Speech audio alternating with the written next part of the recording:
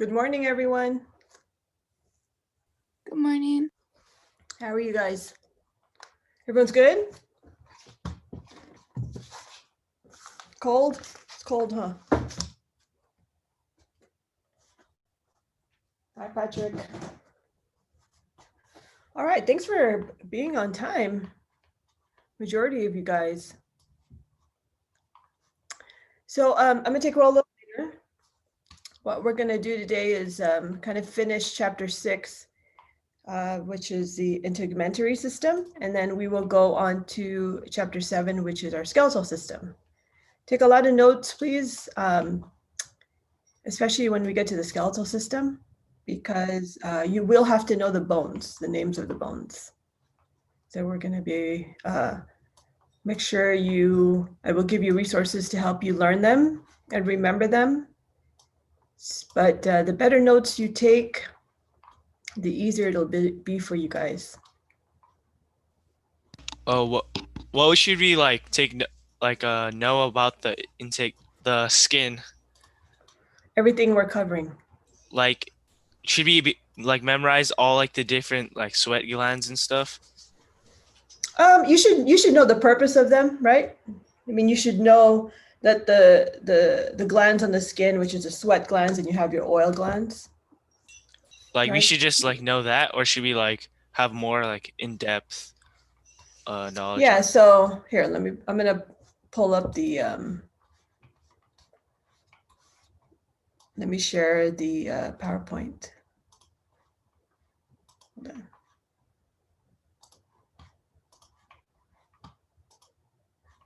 So one of the main reasons we're covering the integumentary system is it does affect your bones, which is our next chapter, and it does affect overall health.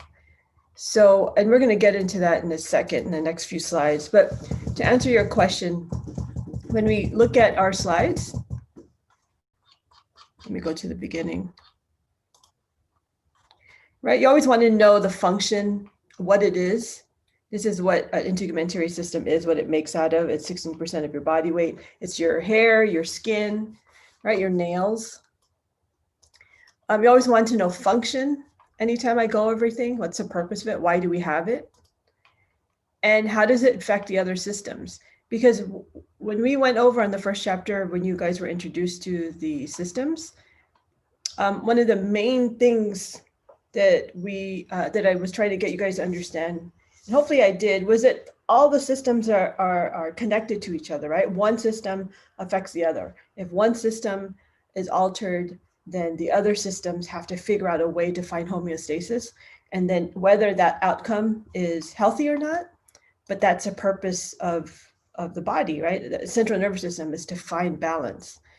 So to understand that every system affects another is really, really important. Instead of looking at, as you guys are introduced to the anatomy, instead of looking at the anatomy sections, yeah, you're giving one piece at a time. But once we start going into the physiology, understanding that it's all together, right? That was why we wanted you to understand the definition of anatomy and the definition of physiology. Hold on, let me change my headphones real quick. Okay. So as far as what to understand or what to know in the system, integumentary system, this anatomy part, I'm not going to ask you questions about this, like this right here, liposuction. I didn't go over that. So I didn't go over all the slides. I did go over the layers of the epidermis or the skin, right? You have epidermis on the top, the very surface. And part of it is you guys looking at the medical term. So epi would be on or around or above. And then who remembers the next layer when you start to go down from the surface? What's the next layer?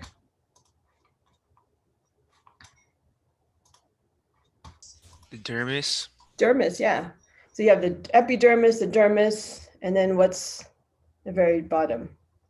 Remember the prefix stands for below norm. You learned it when we were doing the abdominal regions. So you have epidermis, you have the dermis, and then the Hypodermis. Remember, like hypogastric, you guys learned, which is below the stomach when you guys learned the regions. So you have epidermis, oops, dermis, and the hypodermis. So even though there's layers, but we need to just know the main ones, okay, the main ones. There's a total of actually 6 layers. You have the one on the top and then 5 underneath. And then the cells, I'm not going to ask you on this. We didn't go over the cells. Fingerprints, I didn't talk about this. I didn't talk about. See, these go into the individual layers, which I'm not going to ask you about. Psoriasis, I touched upon because this is a autoimmune inflammatory disease. This is similar to eczema, but probably a step worse. Could be painful in some cases, easily inflamed or affected like by direct sunlight. The skin's really dry. And if you have a client that has psoriasis, or you're working with an athlete and you're outside, you have to kind of understand that if you're putting him on surface like grass or dirt, it could affect it. And if you look at the areas that are commonly affected, most common sites are the knees, elbows, the face, the palms, the soles, things that have contact and a lot of abrasion with the surface, ground surface. Right, it tends to inflame it in those areas. And then we talked about melanin. We talked about pigmentation, how the more melanin you have, the darker your skin is. And that leads into absorption of vitamin D. And if you're outside, if you're in the sun, we need vitamin D. We need vitamin D for immune system. We need vitamin D to help absorb calcium for our bones. Calcium you also need at the cellular level for contraction. When you pick up your pen, just to pick up this pen, right? Just to even stand, your muscles are contracting. You need calcium at that level, very, very under the microscope level. For your heart to contract, your heart muscle, you need calcium. And so without it or lack of it or lower amounts of calcium, that could affect overall function, even for your cardiovascular. So people who have darker skin have to actually stay out in the sun a little bit longer to absorb the vitamin D from the sunlight. People who are lighter skinned, they don't need to be in the sun as long. In fact, and you guys know this, in fact, if you're lighter skin, more Caucasian, right? You're gonna probably not be in the sun for much longer than you really need to, because it could also affect, you can get cancer, you're more prone to skin disorders than darker skin people. So understanding the melanin is really important. This we didn't go over. This is just I'm not gonna ask you guys stuff like this. And then understanding UV radiation. Right, small amounts is good, but large amounts can, cause damage to the DNA, promote cancer development, especially if there's a history of cancer with people. Years ago they used to feel that cancer, in order to get cancer, any type of cancer, it had to run in the family. But now they're saying that, well, not even just now, years ago, realize it doesn't have to be in your genes, that you can get different types of cancer just from the environment, stress, how you eat, right? All that can just be brought about. Health habits, smoking. So it doesn't have to come from your genes. It's not genetic anymore. And then this is a different skin color. So you definitely need to be able to recognize abnormal skin color. So the blue skin color, for example, low oxygenation of hemoglobin. So you usually find this in smokers. And if they tend to have, you see it more in the lips, because the lips, the skin on the lips is thinner than obviously the skin on your arm. And different areas of your body have thicker skin, right? Just like your soles of your skin, soles of your feet have a thicker skin. Your hands are thicker. but the skin on your eyelids are thinner. So remember, everything in your body serves a purpose. And then we're looking at redness, usually associated with things like fever, hypertension, inflammation, or an allergy. As you see it a lot in babies when they have a fever, they tend to run red, or lighter skinned people. And then jaundice would be like a yellow cast to the skin. You also see it in the eyes. That just kind of tells you there might be a liver disorder. Our skin color is definitely based on genetics, which regulates the amount of melanin produced by the melanocytes. However, the other factors listed on this slide must also be considered skin color. All right, understanding explosive sun exposure.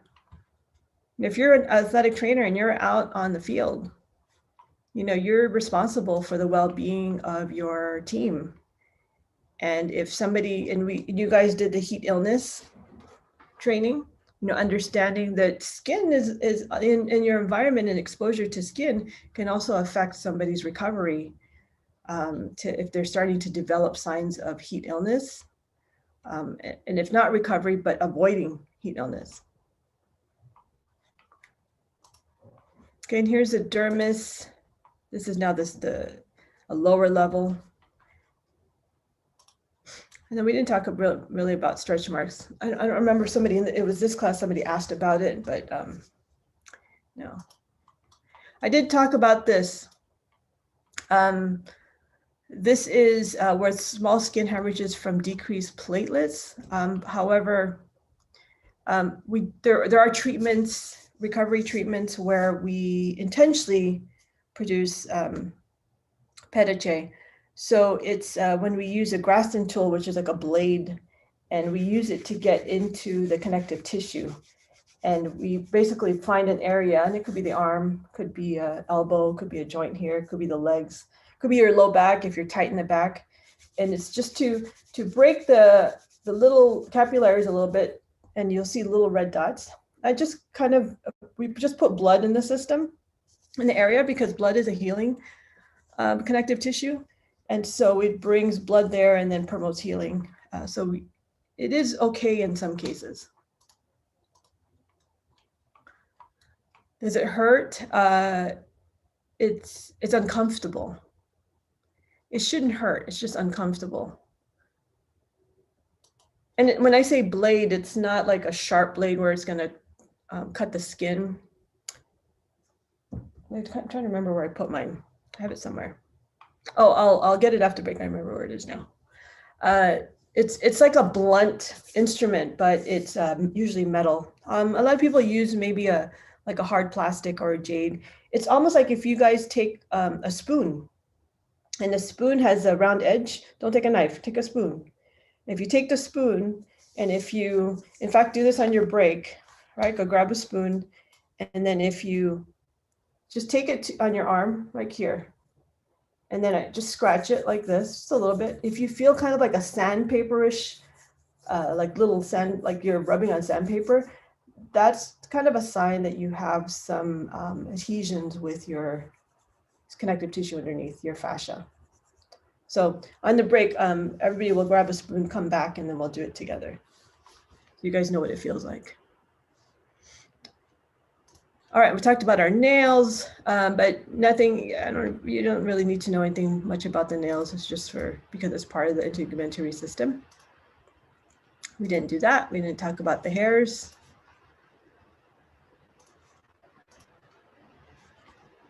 Oh. Okay. And then albinism is just, you guys may have seen this on TV, or maybe know somebody they just have very little melanin, usually very, very pale, very white. Even their hair doesn't have pigment in it. And their eyes are really, really light, very, very, very sensitive to the sun. Even with the eyes, so they usually have to wear glasses. So if you have an athlete who has this, and they're playing a sport where they're outside, definitely have to take precautions. Usually they'll wear garments that have long sleeve, very thin, but it has a UV protection on it. Okay. So here is your oil glands, the name of your oil glands. And then your sweat glands. In the areas where it's normally where your sweat glands are. And I believe we left off at the sweat glands. Is that what you guys have?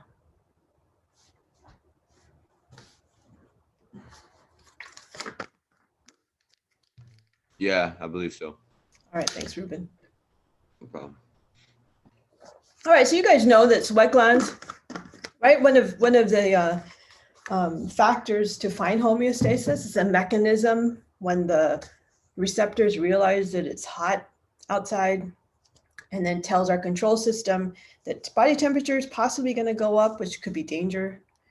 Then our control system tells our effectors, in this case, it's the sweat glands, to produce sweat. And the sweat has things in it that not just water, but it also secretes a lot of our electrolytes. It also secretes waste in our body. Everyone's going to be different in how they sweat. And I believe I mentioned in this class that if you tend to sweat, or your client or your athlete tends to sweat, where there's a white film on the skin, that means they're sweating. They tend to sweat a lot of electrolytes out. So you do need to replenish them with electrolytes like diluted Gatorade or some sports drink, especially if they're playing a sports where they're like football, full gear, outside running in the summer. So being able to recognize that is also important, and understanding also how much somebody sweats. So if the normal water intake is who remembers the formula? Did I share that with you guys? I believe I did. How much water should you be drinking? Who remembers? No. So if you take your body weight, divide that by 2. So that's the number of ounces you should be drinking. Kind of an average. So if you're 100 pounds, let's just say, so that's divide that 2, that's 50 ounces. And if this full water bottle is 32 ounces, so you should, if you're 100 pounds, you should try to drink at least one of these. You can guys see it, my video. There you go. All right, it's 32 ounces for the whole thing. Now, if you're not drinking that much water, don't go drink it tomorrow, because you're going to be peeing all day. So you want to slowly introduce water intake, especially if you're not drinking that much water. And then if you sweat a lot, like especially if you exercise, a very simple hydration test that you can do for yourself. Right before you exercise, take your weight, right? No clothes, because we don't want to add weight with the fabric or shoes. Take your weight, go work out, put your clothes back on though, go work out. And then if you're drinking water, like use something like this where it monitors how much water you drink. So you want to be able to know how much water you're drinking during the exercise bout. And then after you exercise, you go back home, take your sweaty clothes off, get back on the scale and see if you've lost weight. If you've lost water weight, you deduct the difference of ounces that you drank. And then you could see if you're drinking too much water, not enough water, if you're dehydrated. And that's just kind of gives you an idea of how much water weight you lose when you exercise. You do it over a few sessions of exercise bouts. Kind of that's what we did in college, was to just a very simple way to test your athletes sweating and making sure they're not dehydrated on the field. Some of you guys who are any wrestlers in here? Yeah. Yeah, Ian? How long? And oh yeah, that's right, Olivia. I don't know if you guys were part of the team when they used to do the P test for hydration. I didn't do it last year. We didn't do the P test last year. Yeah, Olivia, yeah. They used to do it because it was just a way to find your hydration. I actually have those strips in my room, but it was just unsanitary. So, Olivia, how long have you been wrestling? Just last year?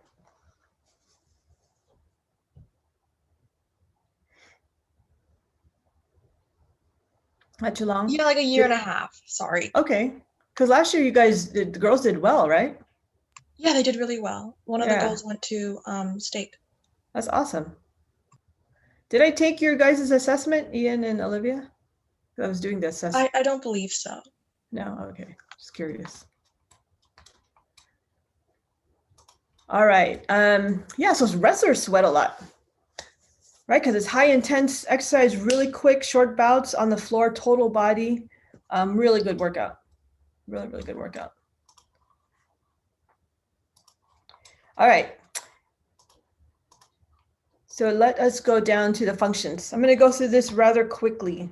So I want to get to our skeletal system today.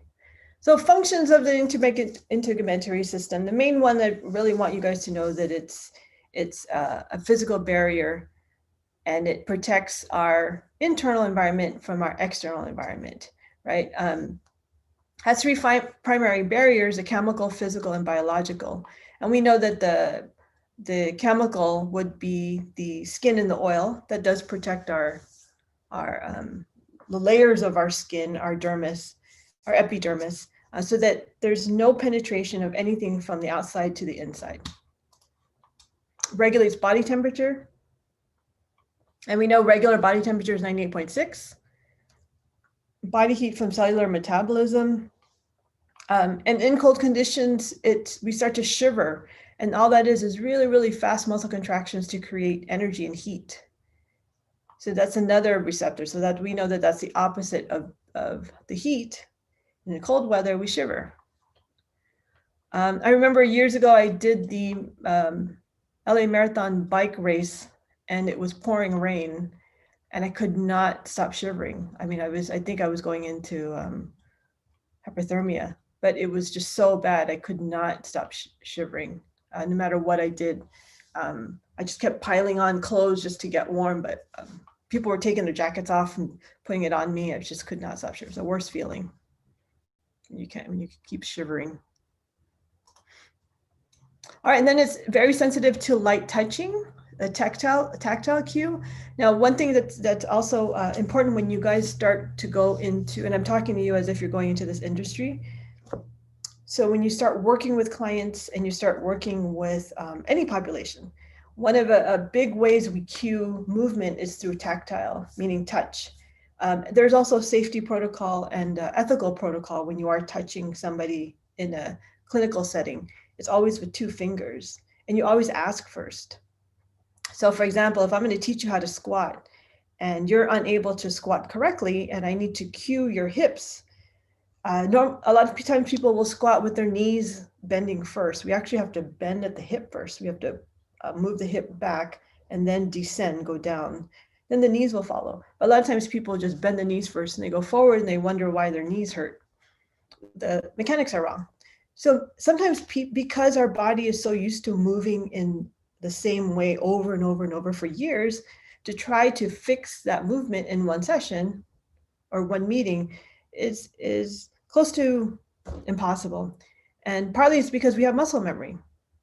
The body's used to doing something over and over and over. And it finds that there's no restrictions. Even if those patterns are wrong, it's still gonna do it because the body always and write this down somewhere really big. The body always wants to find the path of least resistance. So what does that mean to you guys? The body always wants to find the path of least resistance. What does that mean?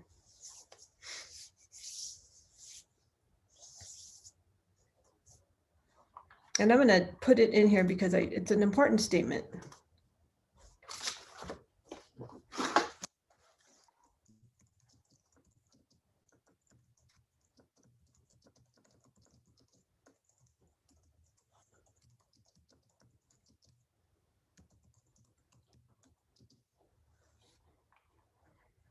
So anybody want to take a stab at what this could possibly mean?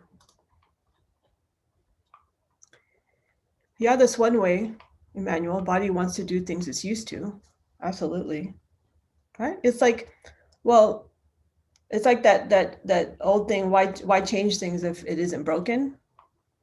However, with the body, yeah, you might not feel pain, or maybe somebody has gone through pain and are used to feeling pain. So the body just does it over and over and over the same way until somebody there's an external feedback telling it, okay, let's change it this way. Yeah, Olivia, that's right. It follows its natural instinct, right? It's kind of the same message.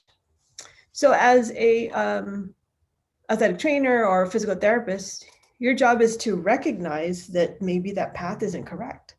And maybe that path, and remember what I mentioned earlier when we started, that every system affects another. So if one system moves incorrectly, the other ones have to make up for it.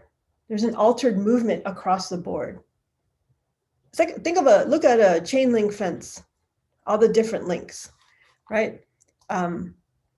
You can't break through that fence if all those links are perfectly hooked to each other, right? And they're all the same, they're all strong. But if you take one link and that link breaks, right? Pretend this is a link, my fingers. That link breaks. Then all of a sudden, this spot right here is compromised. So all the other links have to kind of figure out, well, if I try to break through, somebody tries to break through that fence, there's pressure now on the other links, right? All throughout. Pretty soon, one by one, they just start to detach. Body's exactly the same way. And that's where, and if you want to think of an example, when you break let's say you injure your knee. So that link is compromised. So what does the body do? If it's your left knee, your right hips, you start to limp. Right? That's an altered movement pattern as a result of a breakage in the link. And then when you limp on the right side, the opposite side, then your right hip starts to hurt, your right muscles start to now do more work, so it gets tighter. Then pretty soon, your right side is doing all the work, and then you start feeling it in your left shoulder, and this is all true, and this is something you guys will learn. You can start off with the left knee, the right hip starts to take up the slack for that broken link. And then all of a sudden, the left shoulder, you'll start feeling it in the left shoulder because everything just starts to shift. So you guys are gonna I'm gonna teach you guys assessments to figure out where those broken links are so we can fix it. So the integumentary system, our skin, is the first link. So it's very sensitive to touch and tactile. So if I'm trying to teach you how to do a squat and you just can't quite get it because your brain says, no, I've been doing it this way for years. Why all of a sudden I don't understand what you're trying to tell me? Even though that person is like, I am doing what you're telling me. And I've seen this 1,000 times. So I have to touch them. So the tactile cue, 2 fingers, you ask first, is it okay if I just go ahead and help cue you on your hip? So you got to be professional. Put it on their hip, and then I just push a little bit. And then the brain they feel that sense here at the hip. And then they start to move. Okay, I want you to focus on my touch. And then they go there first. Instead of going to the knees first, central nervous system goes to the touch. So remember this when you start learning assessments, right? Because I want you guys to practice this. You're going to find somebody in your household to do these assessments on. And then metabolic functions, vitamin D production. I talked about chemical conversions, activation of steroids, manufacture important proteins. And then the skin acts as a blood reservoir, playing a role in excretion.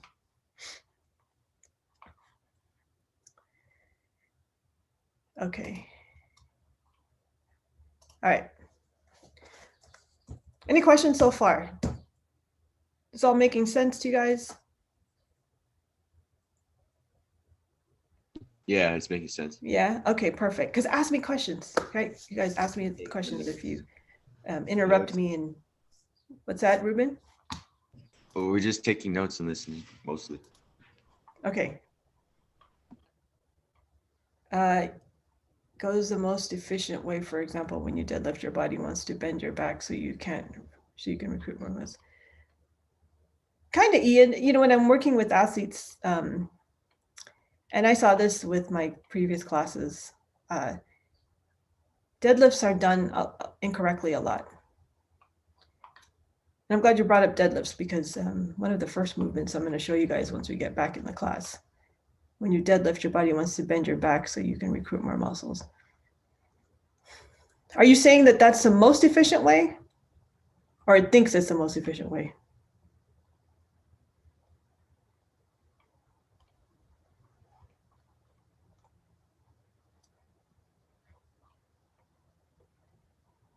Yes, as in the most efficient way. That's not how you do deadlifts. So deadlifts, what do you guys think deadlifts are for? Oh yeah, I think it's the most efficient because that's what it's taught, right? Yeah, that's what it's taught. Deadlifts are actually for your glutes, not your low back. American deadlifts. RDLs are going to be for your hamstring because the moment arm shortens from the shoulder to the hips when your back bends. Shortens from your shoulder to your hip when your back bends.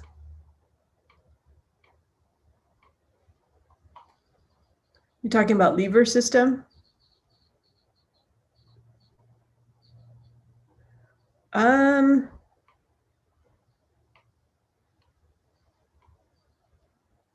Well, if you're talking about the form, not necessarily. I know what you're saying, but if you're talking about the form, not necessarily. But well, I'm glad you're thinking though. That's awesome. Gosh, I'm so looking forward to getting in class with you guys so we can show you all that stuff. Okay, I got to figure out a way. Maybe you can do it on a. Oh, you're talking about the thoracic.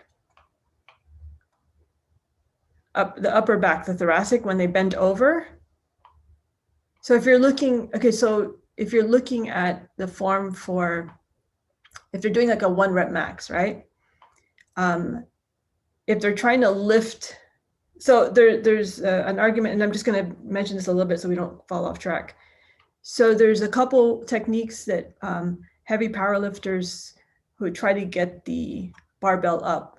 Also we want to consider how they're standing, if they're in a sumo position or in a regular stance position.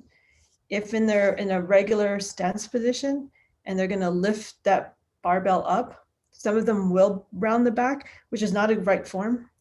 But it's also, they keep their legs straight because it's faster, right? Especially if they're going to do a sumo squat. They have no choice but to bend over at the upper back.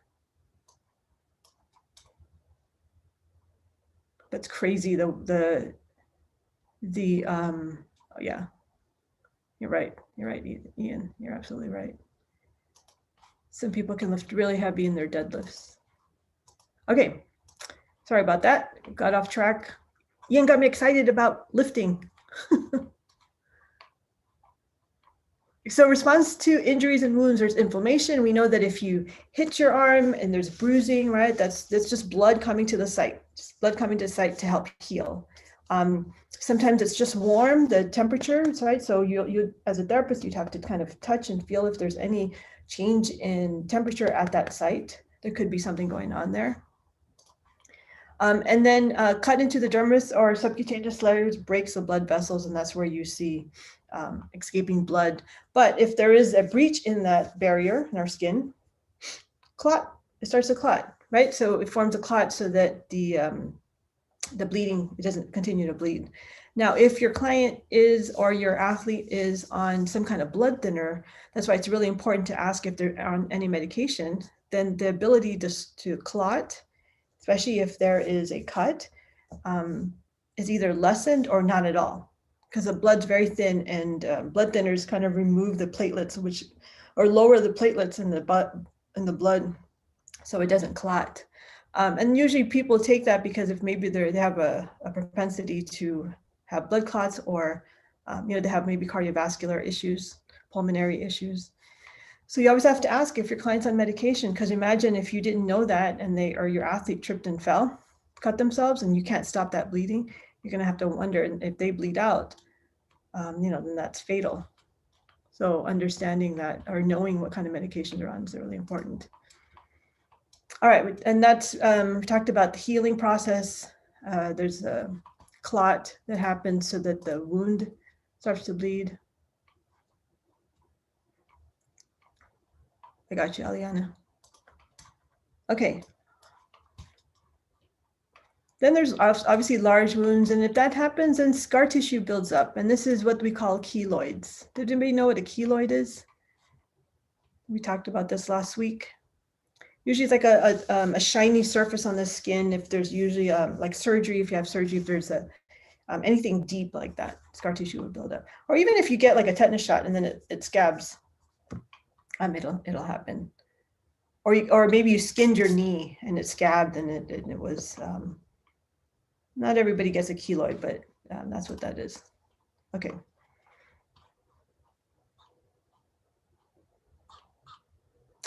All right, and then effects of aging on the integumentary system. Our skin does tend to get thinner as we age. So that means we're more susceptible to the elements on the outside. And then damaged skin, it affects bone softening. And the reason is because when we absorb vitamin D from the sun, it helps create calcium, helps us absorb calcium, which is what we need to build bones. So if we don't have the ability to absorb vitamin D and then help us absorb calcium, then it's hard for the body to create bone density. Also alters the metabolism, and the cardiovascular failure comes from the fact that we need calcium for our muscle cells, our heart cells to contract. Same thing with our muscle cells, but cardiovascular failure comes because we don't have the ability to contract the muscles, heart muscles, and then the beating itself, the contraction itself is altered. Then immune function changes, inadequate muscle protection. Immune function changes goes back to the whole vitamin D situation, inadequate muscle protection, because if your bones soften, then our muscular system helps protect our organs and our muscles, right? It helps with posture. So that it does affect our muscle. And then reduced touch reception, and that's our sensory organs on our skin, right? We have receptors that are susceptible to touch, and then that goes away. Edema is inflammation, and then inadequate oxygen supply and poor digestive health. So all of that has to do with the skin is damaged. And then usually signs of aging generally appear in the late 40s, unfortunately. And then all of these things happen: thinning hair, dry hair and skin. So in many cases, supplements need to come into play, or maybe the way somebody eats. You'll have to kind of change how somebody eats and where they get the nutrients in order to make up for the aging process. So if you're working with somebody of a certain age, you got to be aware of these possible situations. All right.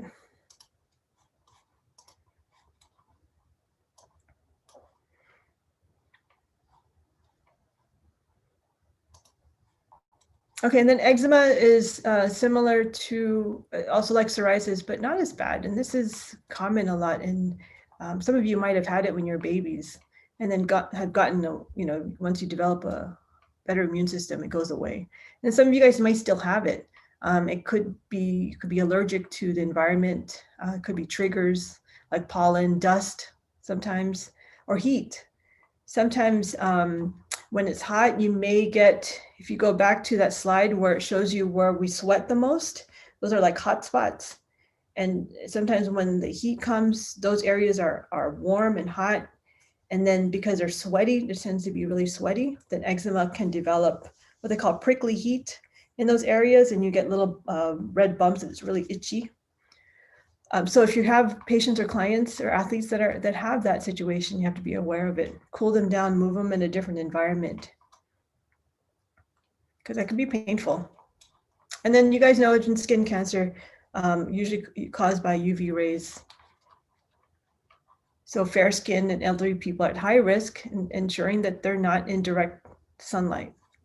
Even on days like yesterday where it was kind of gloomy, you can still, UV rays can still come through the clouds.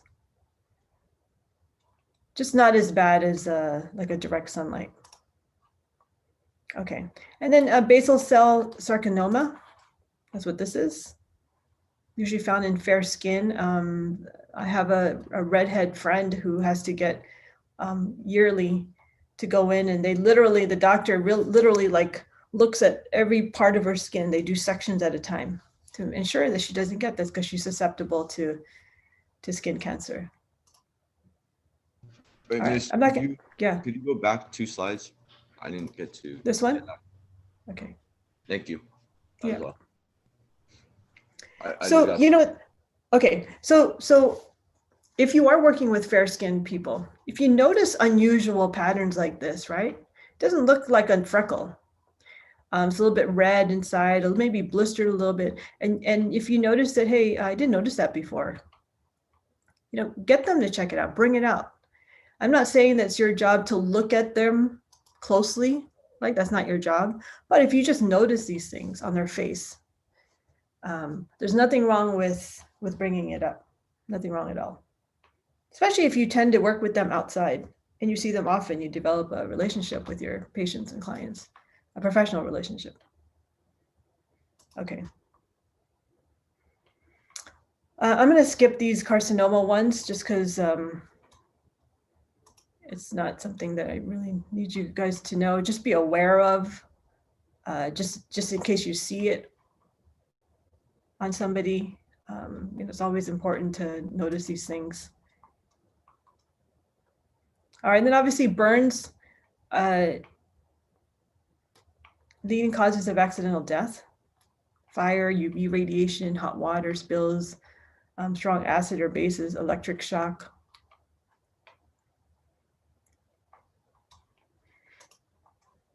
Okay, those things you kind of inherently know. All right. So burn classifications, you don't need to know these, just be aware of it because this could happen, right? If you're in direct sunlight, if you're working with a fair-skinned person, this can be debilitating, painful, and last for a while before it goes away. First-degree burn, that's pretty bad. If you're working with an athlete outside, it's going to be more in the face, obviously, and or the arms. So wearing maybe a thin layer of light colored clothing is important. Something that if you can't avoid direct sunlight. All right, and then here are just some bad cases of second-degree burn where it starts to blister. And ready for the next one? 3. If you don't want to look, I'm going to count down. 3, 2, 1. And here's your third degree. All right. Okay. So the third degree burn and second degree burn could also happen with chemicals. I think I mentioned to you guys about my brother, right, who got a chemical burn. It was probably more second going to third degree. Lost his sense of his pain receptors on his leg on one side. And you can take a blunt object and just constantly hit him in the leg. He's not going to feel it. All he feels is just the pressure of you pushing against his leg. So those things can happen. Okay. All right, any questions so far on that? We did go through that rather quickly. I just want you to understand the importance of the skin, functions of it, how it affects the next section we're going to go into, which is your skeletal system. Could you go to slide 72, please? Yeah, sure. Thank you. Mm-hmm.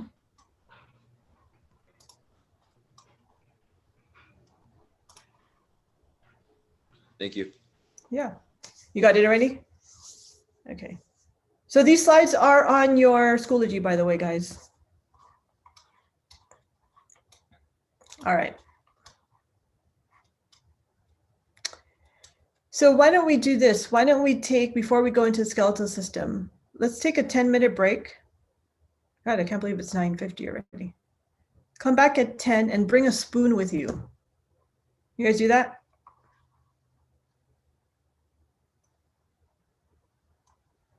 Yep. Okay. Thanks, Olivia. All right. So I'll see you guys back at 10 with a spoon. Bring a spoon, and then I'll teach you guys how to do the Graston on your arm. All right, so I'll see you guys in a few minutes.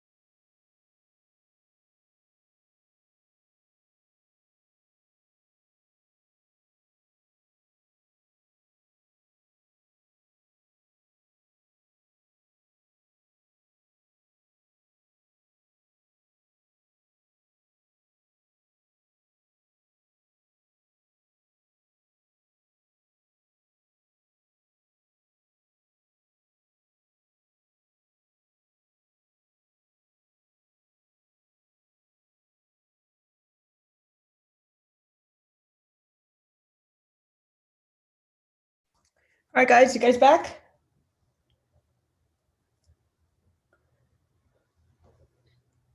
All right, everyone have a spoon. I should have said metal spoon because I don't want you guys to come back with a plastic spoon. You have your metal spoon? All right, if anybody is willing to turn off your camera so I can see, that would be awesome. So here is the Graston tool. Let's see. See that? So it's like metal. So that's like a metal tool. And so if you roll up your sleeve right here, right? So you don't want to do it on a bone. So if you take your arm and you have your thumb up, right? And let's just make a fist. You're going to feel this muscle here. This is your brachioradialis. So we're going to work on that one, right? So you'll see, so you can relax your fist. I just want you to feel it. So when you shake someone's hand, they call it the handshake muscle. So this is a muscle that flexes or contracts when we grip something. So you're just going to take your spoon and so the spoon has a round edge like this, right? And it works good if you put some kind of, I guess it's lotion on there, but if you don't have it, it's fine. All right, you just want a little bit of gliding. You have dry skin? Okay. Well, you know this, you just realized that when you looked at your skin, and just kind of dry. So it doesn't matter. So I'm going to put a little bit of lotion on mine. Right. I usually like to use like arnica or something like a homeopathic lotion that heals. All right, then you take the round edge. You can take the round edge. So here's my round edge. This one's beveled, similar to your, or maybe this side's more like your spoon. Patterned elbows. Right, and then you're going to take that here, and then you're just going to do this. At a little bit of pressure, don't dig. So I want you to kind of move it around so that you feel like sandpaper. So you'll notice when you go on this side of skin, maybe it's smoother. And then when you start going above on top of the muscle, it's going to feel more like sandpaper. Right, and then you just increase the speed just a little bit. Don't put a lot of pressure. We're not trying to elicit pain. And then in some people where it's very, like a lot of adhesions, then you'll start to see the little red dots. And that's okay. That just means blood flow is starting to go there to heal. Mine's just red. Like there's Yours no just red red? dots. It's just red. Oh, that's okay. But that's just your response, your skin response. Are you fair skinned? Because I don't know what you look like. I haven't met you guys yet. Are you fair skinned, Ian?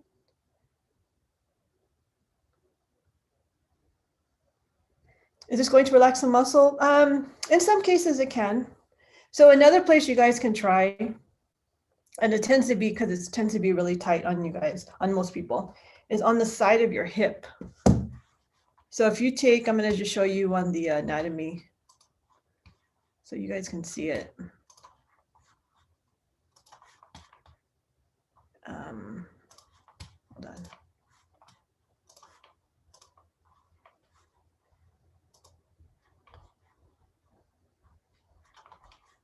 Oops, so if we go to, so if you guys can look at the model, the skeletal model, let me put on some muscles. Go on the lateral side of your leg. Your IT band. Your IT band. So it's starting at the top, your TFL. So all this, and your IT band is down here. So Yeah. try it there if you're wearing shorts, right? Damn, I'm getting naked feel for it? this class. Well, leave your cameras off. I don't get in trouble. So take it there and then do the same thing. So it's, right, and it's short movements like this. And it does help when there's some lotion, but if you don't have any, don't worry about it. All right. So this is a treatment. This is a Graston tool that, what are you guys talking about? That helps with really bad adhesions. No, this has nothing to do with sex ed. Remember, this is sports medicine, so we have to look at this from a clinical setting, not anything other than that. All right, did your IT band hurt, Ian? Does it hurt? Yeah, Not is it really. uncomfortable? It just No? kind of feels weird. Yeah, I guess it's like a little uncomfortable. yeah. And that's just a small surface spoon, right? So Wait, so do we use the handle or the? I was either using the, one, I was using you can use the it. handle.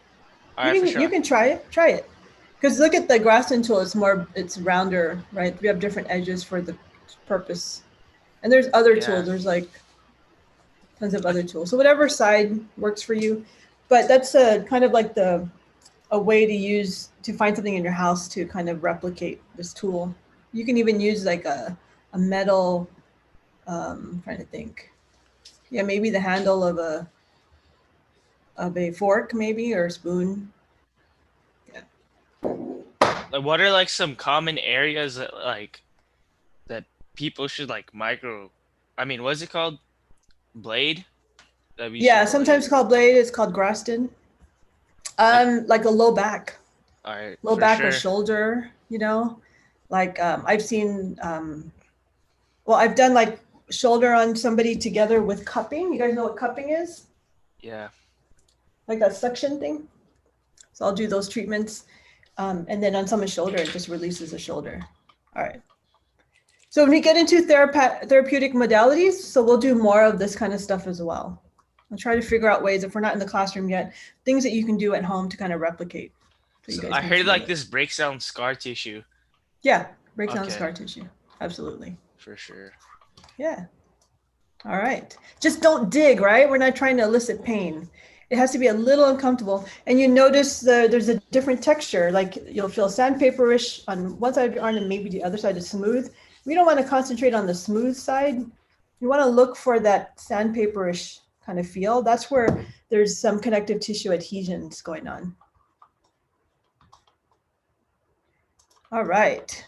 Good. Glad you guys tried that. Okay, I should probably stay. Okay, give me 1 second. All right, so any questions so far on that? Because we're going to go into our skeletal system. Not really. Not really? You're good? Okay, awesome. So let me cue our skeletal system.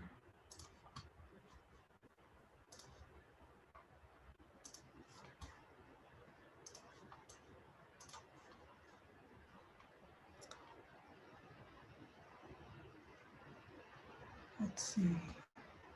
Where is it?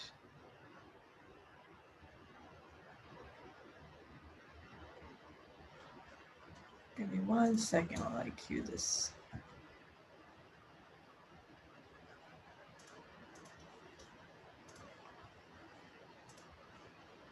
All right.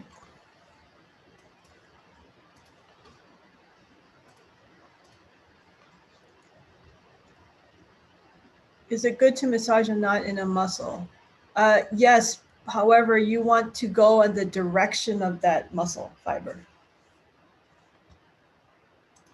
So in other words, here, like just while we're on that subject, I'm going to show you. So if you have, so a lot of times, like we have knots here, right, in our back, especially our shoulder area.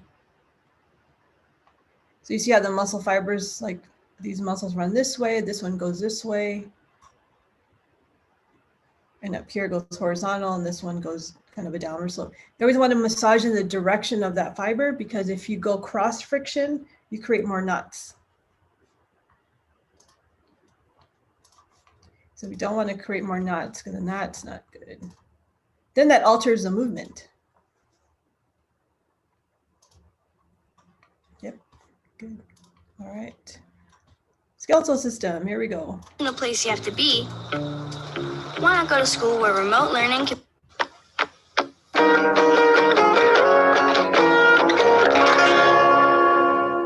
Hi, it's Mr. Anderson, and in this video I'm going to talk about the integumentary system, which is skin, but it's also hair and nails.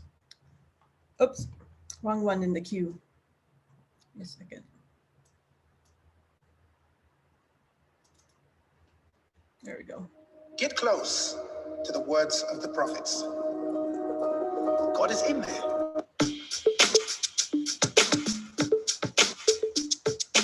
Hi, it's Mr. Anderson. In this podcast, I'm going to talk about the skeletal system. Before we get to the human skeletal system, you should know that there are two different types of skeleton. We could have an exoskeleton. In other words, we could have our skeleton on the outside, like we find in these beetles, or we can have an endoskeleton. That's like us. We have our skeleton on the inside. One great thing about an endoskeleton is it can actually support greater weight. That's why we can get very big, and we're never going to have insects the size of a elephant. And one of the bad things about having an exoskeleton is that as you grow, you're going to quickly outgrow your skeleton, so you'll have to mold. I don't want to say either of these is better because insects rule the world. In fact, beetles rule the world. But know that there are two different types. If we're talking about endoskeletons, though, it's built on a bone. And if we were to think of, when you think of a bone, you generally think of a bone like a dried out piece of wood almost. And nothing could be farther from the truth. And so a bone is live. It's living material. It's filled up with all of these capillaries, and it's exchanging nutrients with the blood system. And so this is a better picture of what a bone is like. This is actually the ball on the top of a femur that was cut off. And so around the outside of a bone, you have what's called compact bone. And then as we move to the inside, you're going to have spongy bone. And then on the inside, you're going to have marrow. And that marrow can be one of two types. It could be red marrow or yellow marrow. Red marrow, just because of its color, red marrow is mostly going to have the building blocks of blood, and that's one of the important roles of marrow. And then the yellow marrow is going to have way more of this fat, storing these fatty acids for a time when we actually need it. And so this is a more intense picture of bone, or a diagram of that. And so you can see the spongy bone on the inside. We've got this compact bone on the outside, but you can see these capillaries are feeding the bone with nutrients. Okay, what's the function of the skeletal system? We can look at them over here. It's going to be support, movement, storage, blood, and then homeostasis. So let's start with the thing that we're all familiar with. Function of our skeleton is to support us. It holds me up. It also offers protection. And so I wouldn't be able to stand upright if it weren't for my endoskeleton. And also it protects vital organs. In other words, this skull is protecting my brain, or this rib cage is protecting my organs in my thoracic cavity. Our skeleton is broken down into two different parts. We have the axial skeleton. Axial skeleton is going to be made up of the skull, the vertebral column, and the ribs. That really is protecting the central nervous system and a lot of these organs. And then we have the appendicular skeleton. Appendicular skeleton is made up of everything pretty much out past these joints. And so that's going to be, your hip, your shoulder blade, and your arms and legs. The appendicular skeleton, the function of that is in locomotion. So speaking of that, let's get to the next one, which is movement. Bones allow us to move, but they can't move without muscles. And so one of the big things required for a skeletal system are going to be skeletal muscles. They're not directly attached to the bone, and so they're going to be attached from muscle to bone with a tendon, and that's going to be attached to the bone itself. Now, bone can also be attached to bone using what's called a ligament, but the function of it is to give us movement. In order to get movement, you have to, since bone is static, you have to have a joint between adjoining bones so you can actually get movement. And there are 5 general types of sockets that you can have, and they each give us different movement. They're ball and socket, condyloid, saddle, hinge, and pivot joint. Let's quickly go through those. If it's a ball and socket joint, it's basically a ball fitting inside a socket, and so it gives us a huge amount of maneuverability. 2 examples in us would be the hip, so this would be the hip joint, and then the shoulder joint. What's great about these is I have a huge amount of maneuverability in my shoulder joint. What's bad about that? Think of all the ligaments that are holding that in place. And so there's a lot of movement, but there can also be a lot of things that go wrong with a ball and socket joint. And that's why especially hip replacement is very common. Next, we get to the condyloid. If you look at a condyloid, we essentially have this pedestal like this, but then we have this joint that sits on the top of it. A perfect example of that would be the wrist bone. And so what that wrist bone gives me is it's going to give me the ability to do this flexion, extension, and then I'm also going to be adduct and abduct, be able to go either way like that. But I don't have all of the maneuverability that I would get with a ball and socket joint. Next, we go to the saddle joint. So saddle joint essentially looks like this. Great example of that would be the thumb. So the thumb is sitting on one kind of bone sitting on another, and I get a huge amount of maneuverability in my thumb that I just don't have in my fingers. And so we have an opposable thumb that basically means you can touch all of the other fingers with your thumb, and that's not super common in the animal world, but you can thank your saddle joint for that. Next, we've got the hinge joint, just like a door hinge that only moves in one direction. And so your fingers or your phalanges have that. So basically when you go like this, that's a hinge joint. And you can't move, hopefully you can't move your finger in either direction using a hinge joint. And then the last one we have is a pivot joint. A great example of that would be where the humerus meets the radius and the ulna. And so right here, it's going to be right here at my elbow. And basically what I can do is I can move my arm this way and I can move it like that. And so it's just pivoting around that center point. So all these are joints and they allow movement inside the bones. Now the bones do other things as well. They're going to be a site of storage. And so it's a living organ. And so if you look inside here, you can see how alive it is. This is actually a diagram of it. What you'll have are these Haversian canals that go through the middle, and that allows blood to flow through it. But then you're going to have these osteocytes, which are these cells. This is a zoomed in version of it. They almost look like a star. And those are laying down new amounts of bone. And that bone is made up of chemicals. So it's a lot of calcium, phosphorus, a number of other chemicals. But basically it's sitting there, it's giving it structure, but it's also storing it. And so when we need calcium or we need phosphorus or when we need fatty acids, when we need fat, then we can grab that from our bone because it's connected right to the circulatory system. It's also super important in blood. And so if we're looking in the marrow, we have what are called multipotent stem cells. So we have these cells that could become any other cell. In fact, look at all the cells that they can become. They can be erythrocytes, which are going to be like red blood cells, but they can also be macrophages and lymphocytes as well. That was the bell, so I got to hurry up. Last thing that they do is they help us maintain homeostasis. And so they do that by regulating the amount of blood calcium we have. So a quick example of that, we have a thyroid and a parathyroid gland. So basically, if our blood calcium level goes too high, then our thyroid gland is going to secrete a chemical called calcitonin. And that's going to lower the blood calcium level. So it's going to do that by taking in calcium into the bone. That's going to drop our levels. We're also going to secrete calcium in the kidneys. Likewise, if it goes too low, our parathyroid hormone is going to be secreted by the parathyroid. What's that going to do in the bone? The bone, since it's storing all this calcium, it can now release that into the blood. We'll hold on to it in the kidney and we'll also get it in the intestines. But all of these things are going to allow us to maintain a stable internal environment. The nice thing about the bone is they're alive and they're connected right to the circulatory system. So if we need something, we can get it really quickly. And so that's the skeletal system. It holds us up, but it does a lot more than that as well. And so I hope that's helpful. All right. Turn this off. Okay, while I take roll, you guys can take a look at the PowerPoint that's in Schoology.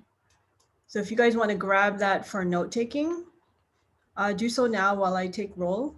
And it's going to be in your lecture PowerPoints and study guides. There's also the chapter objectives, and this is chapter 7 in your book. So hang tight while I take roll real quick, and you guys can prep for that. Okay, today is the 27th. All right, Ace. Here.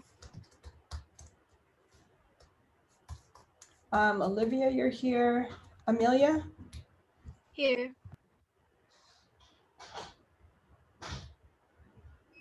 Jordan? Here. Milo? Here. Ruben, you're here. Jocelyn? Here. Kayla? Here. Takeshi, Here. Jacob, Carlos, Delmora, okay. Darian, Axel, Here. Larry,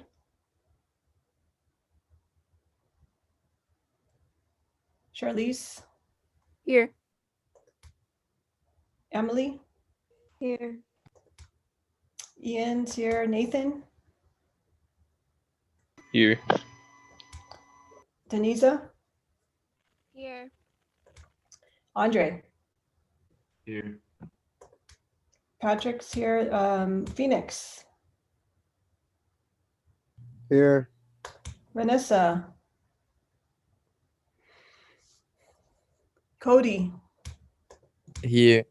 Josue, Here. Emily,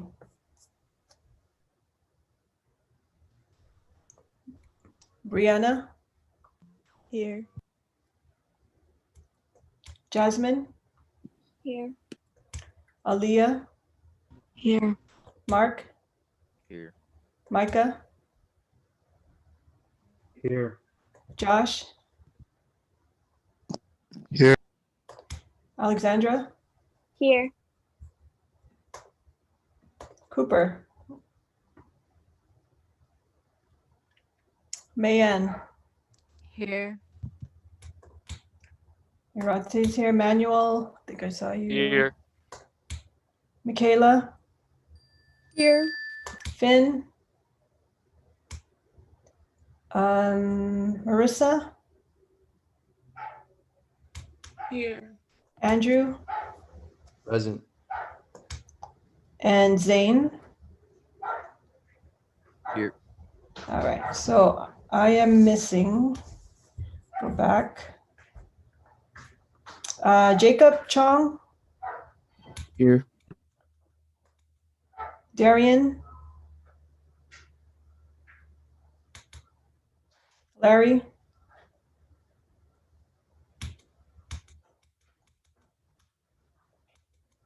and let's see who else. Emily Menendez, Cooper,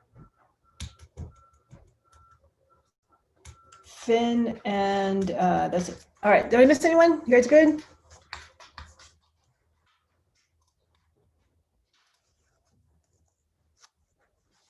So if you don't answer, I'm going to mark you absent because I don't know if you're here. Cooper, I see your name, but you're not answering. So maybe you're asleep. Emily Menendez, you're not here. Larry. Same thing, not answering, but names here. Darian, same thing. Not answering. Okay.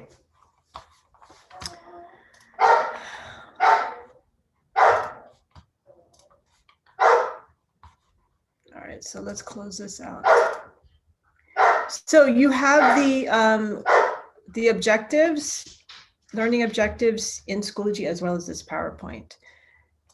All right, so your skeletal system, it consists of your bone tissue, your cartilage, the blood, the dense connective tissue, and the nervous system. So it's not just the bones, and it's all of the things that are part of the bone, right? Cartilage is in between the bone, acts as a cushion. We're gonna go through each one. Our blood, obviously, because the inside of the bone, as you saw in the video, at the long bone, there's a cavity, and that area contains the bone marrow, which creates red blood cells, and then dense connective tissue, and then the nervous tissue as well. So we're going to go through each one. So bones attach to muscles via a tendon. So muscles never attach directly to bone. Bones help maintain posture or position, controls very precise movements, more so in like your fingertips, right? Finer motor skills. It's a storage place for salts, Calcium, it's a mineral site. Protects our softer tissues, as in our ribs, right? Protects our heart and our lungs and certain organs. Supports our body weight, have blood producing cells, form blood vessels and nerve passageways, and there's 206 named bones in the skeleton. 206. So there's, when we refer to classification of bones, there's the axial skeleton and then the appendicular skeleton. So if we go into our skeleton, when we refer to the axial skeleton, we'll just over here, it refers to our skull, our spine, and our ribs. Basically anything in the center of our body. So the skull, the vertebral column, the rib cage, the long axis of the body. And this protects several body parts. So anything on this side, axial. The limbs, anything that's attached to it, is called your appendicular skeleton. So it's the same idea. If you've heard of appendages, that word, it comes from that. Your appendicular would be your arms and your legs, and your axial is anything in the center. So know the classification. Now the appendicular skeleton also applies to what they call girdles. And when we talk about, there's two kinds of girdles, G-I-R-D-L-E-S. There's the pelvic girdle. This is part of your appendicular skeleton. And this is your shoulder girdle here. So those are also part of your appendicular, because it's where the appendages attach to the axial. All right, is everyone clear on the axial and the appendicular?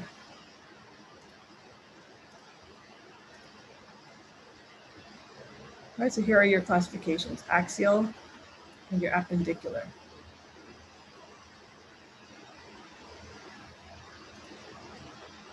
Now there's different kinds of bone shapes.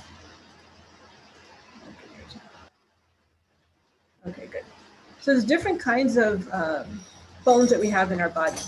And we're gonna go through each one. So the flat would be your ribs, shoulder bones, and some skull bones. So if I go into our ribs, let's go really, right? You can see that it's flat. This is your flat bone. And then our shoulder blades, open this up.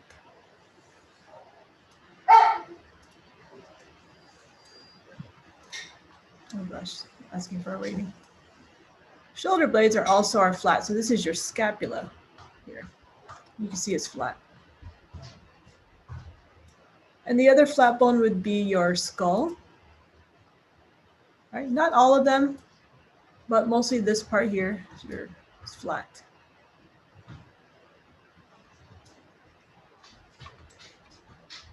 Because we have other shaped bones here, but our flat bones are back here. All right. So those are your flat bones. Then we have our irregular bones. So facial bones, spinal, pelvic, and vertebrae. And if you are following in the book, it's going to be on page 129, chapter 7. Then there are the irregular bones. So facial bones, spinal, and pelvic vertebrae. So just irregular, just meaning it's neither flat or long, right? Vertebrae is very irregular, so let's look at our vertebrae.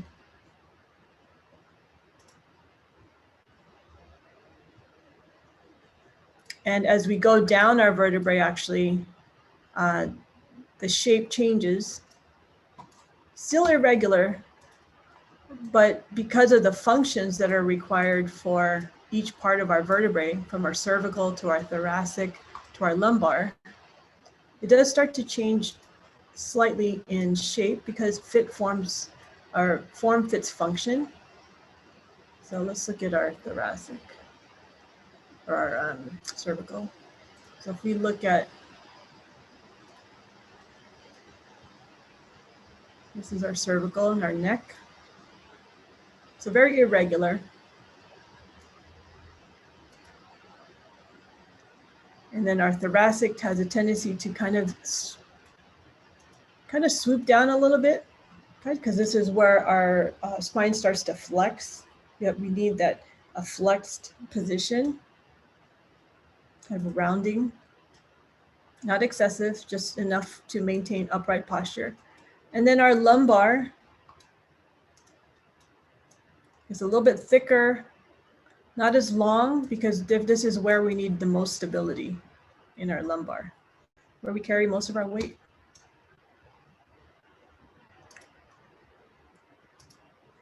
All right, and that's your irregular. Oh, and then the spine, I'm sorry, the facial bones, as you guys saw, and then the vertebrae. It's pelvic, spinal and pelvic area as well. Our short bones are our wrist and our ankle bones. So let's look at our wrist.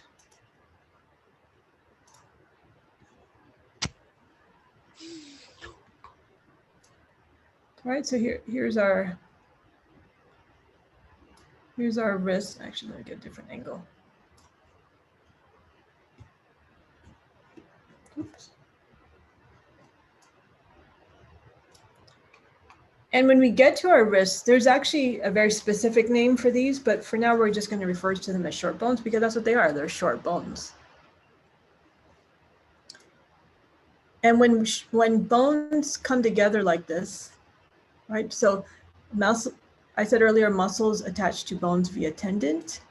Ligaments attach bone to bone. Within each bone, then there's these cartilages, right? That act as a cushion. So you can see at the wrist, very small, short bones. And because we need a lot of movement, they're short and there's a few of them because we have very precise movements in our wrist. Now we have the same amount of bones as our hands as we have in our feet. So here are your short bones. Next on the list would be our long bones. So if you look at the long bones, the longest being our femur here. All right, so it has a very distinct body to it. Here's a long bone.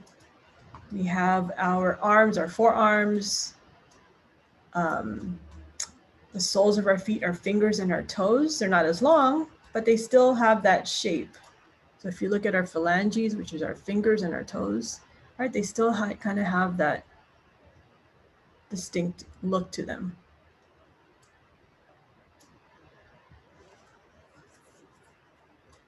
All right, so those are your long bones. And then on the list is called the sutural. Would refer to the word suture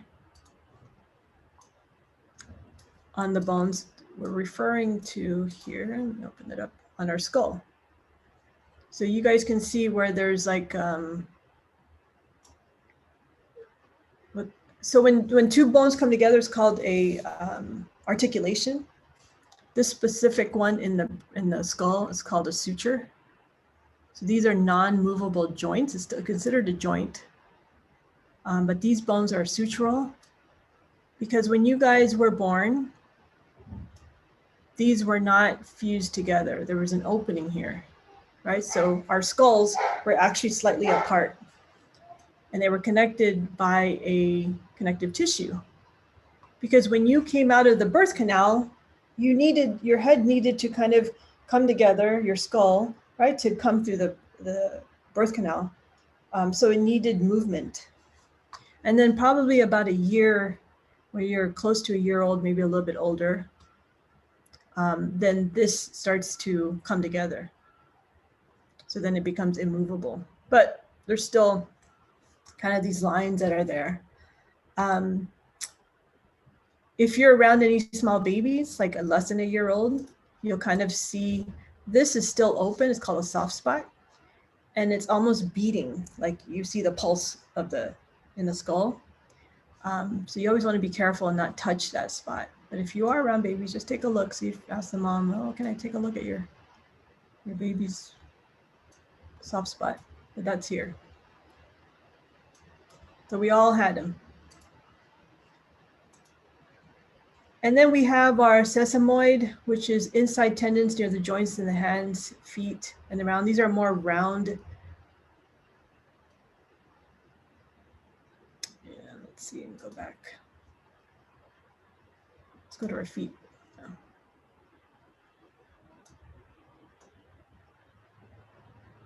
All right, so around this area here.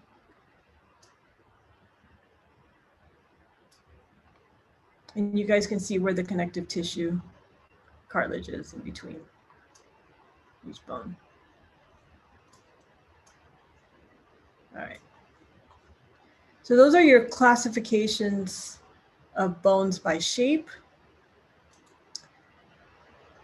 Right, so we know it by shape, and then we also know it by the two main classifications, which is our axial skeleton here. And let me see if I can get this to highlight. There we go. So these are your axial skeleton, this highlighted area. Then appendicular would be your appendages, your arms and your legs, and then the shoulder girdle, which is how it attaches to the axial. You have your shoulder girdle, and then you have your pelvic girdle here. The two girdles and the arms and legs are your appendicular. Here's your axial. So know the difference. Know the difference. Let me see if it'll highlight the appendicular.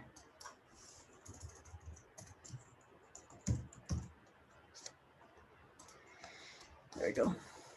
Here's your appendicular. Okay. All right.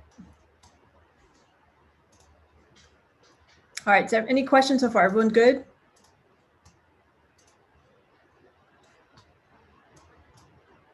We're good.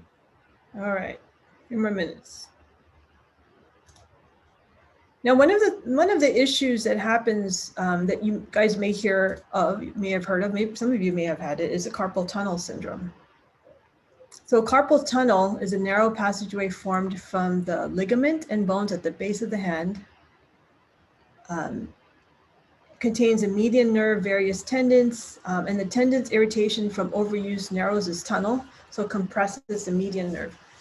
Usually signs are like tingling or numbness, and then when you grip something, it hurts. Sometimes it actually manifests maybe back of the neck pain first, because it's all connected, right? And then they'll feel like a shooting pain down the arm. And this is common in people who use their hands a lot. So typing, if you guys are typing a lot of like skills, doing stuff like this on your phone, writing a lot. And then the wrist is compressed like this. So when you're writing on the desk, right, there's compression, and that causes carpal tunnel. It's really painful when you have it. And then if you're working with an athlete that has this issue, then there could be, they can't grip the ball or they can't hold certain things. And that could be a problem. If it gets really severe, they'll actually go in surgically here, and then they'll cut it open to release the compression of that nerve. So let's take a look at where this issue would be. So if we look at the wrist, let me see if I can add nerves on here. So arterial, nervous system. All right, so here's your wrist. And look at all the nerves that come through yellow through our wrist. And if this is compressed, here's your median nerve. This is a median nerve that can be compressed. Oops, put that up.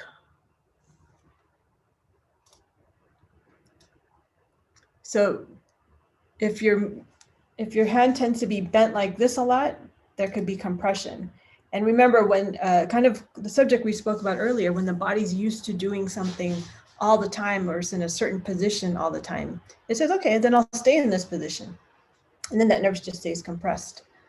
Ian, in wrestling, I think that happened to my knee. It was super tight, tingly, and yeah. Anytime you feel like a tingly feeling or numbness, it's usually a nerve compression. Did you fall on your knee, or what happened? Just because you're on your knee? In wrestling, like you drop to your knee and like shoot a lot. Yeah, So yeah. I think it was like, I don't know, like maybe a little bit of like nerve compression. Where did you feel the tingling? Down the back of your leg, or? Yeah, like there, and like also the knee area. Like when I touched like my knee, I couldn't feel it at all. Oh wow, yeah. Is it like I kind of like just like did like the bicycle Uh-huh. to like try to like fix it, and like it eventually like got fixed by itself. But is there Yeah, like a just way you can fix it besides hmm like at home? yeah. So if you have like so let's look at the hip. So if you're feeling the tingling feeling down the back of your leg after that, is that what you said that, right? Aside from the numbness of the knee. But if you're feeling the It's back of mostly your in the knee, and like I don't know, like because like mostly like the front of the knee. Like mhm. when I touched it, like I couldn't feel it. When you touch your kneecap, Yeah. yeah. It could be also there's inflammation, right? So inflammation, so when something's inflamed, that means that compartment, the size of it diminishes, right? So if you have inflammation, so if you have this much space, all of a sudden inflammation within, all of a sudden there's not very little space, it's cramped. So anytime you have inflammation, you're going to compress on something. So, maybe the fact you can touch you couldn't feel anything, inflammation was there, which then compresses the nerves. But usually if you're feeling the nerve or shooting thing down the back of your leg. It wasn't really near the back of my leg. It was Okay.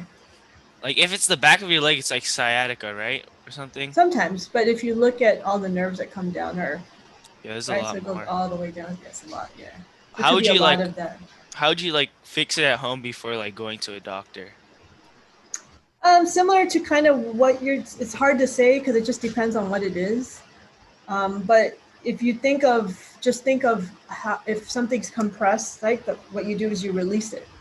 So I think what you did, like getting on the bike where you kind of created an extension and inflection, an extension and inflection, so that opened up whatever you were compressing. So that was probably a good way.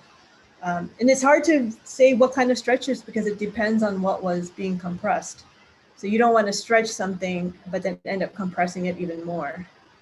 So it's really hard to say. You'd have to All right, thank you. go. Yeah, but you know what I'm saying, right? So if anything's compressed, you open things up, but it just really depends on what the compression is. And there are therapists that just strictly work on nerve decompression, and those are hard to find, but they're amazing work. Andrew says, I've had this happen when I ollie down high stairs while skating, and if I landed wrong, but it's more in my shins and your heel. Ouch. What'd you feel in your shins? You just like the pain in your shins? So if you landed, you landed on your feet though, right? Is that what you're saying? Just that impact? Yeah. Yeah, look at all these nerves that we have all over our body. So sometimes it could be like the impact on our feet, but there's a vibration, right? It impacts the rest of the body. So it could even be, yes, you landed in your feet, but the compression could have started in your back. And all these nerves that come out of our spine then gets compressed up here, but affects. So very specific, whatever the spine is, or wherever the nerves come out of the spine or vertebrae is specific to a region of the body. So for example, in our sacrum, this part right here, these are usually nerves that affect our limbs, our lower body. And if it's compressed, in many cases, it doesn't allow your leg muscles to even grow. It starts to atrophy, it starts to get smaller. Yeah. Yeah, the pins and needles feeling. Right. One thing you'll learn in sports medicine is that you don't diagnose over over the phone, right? So it needs to be full assessments. You can give general, maybe guesses, but it'd be irresponsible for a therapist to just give, okay, do this without actually looking. All right. Okay. Oh my gosh, it's 10:45. So let's stop here, carpal tunnel. And then we will continue our conversation next week. Like when someone is powerlifting and their low back starts to be sore. That's more fatigue, Andrew.